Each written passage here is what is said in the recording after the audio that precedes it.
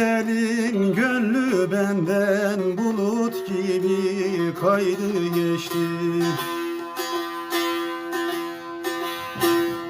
Sevdası aşkı serimden bir el gibi esti geçti.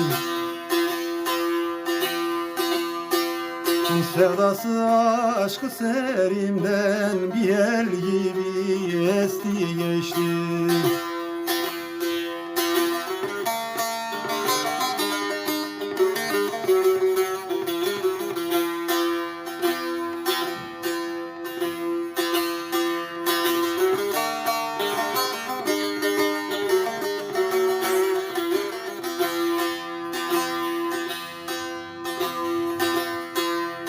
Gurbete saldık Seyidi, dedik Mevladır sahibi. Sözleri bir kurşun gibi ciğerimi deldi geçti.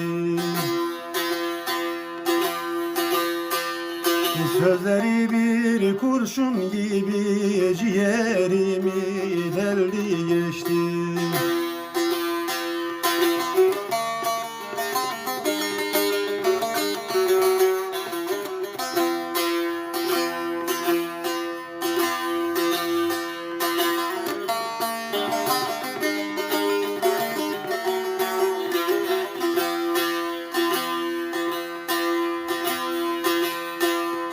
Bir zaman sevdik seviştik, emir haktan ayrı düştük.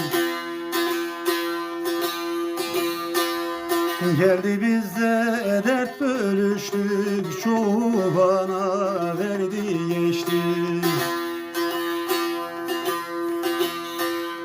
Geldi bizde dert bölüştük, çoğu bana verdi geçti.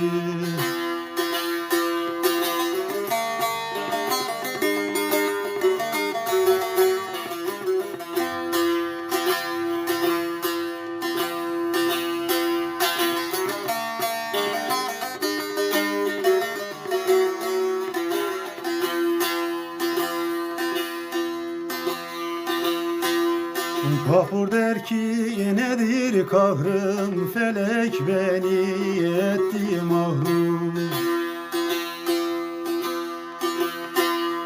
Eyüp gibi yakuzarım, derdi bana verdi geçti.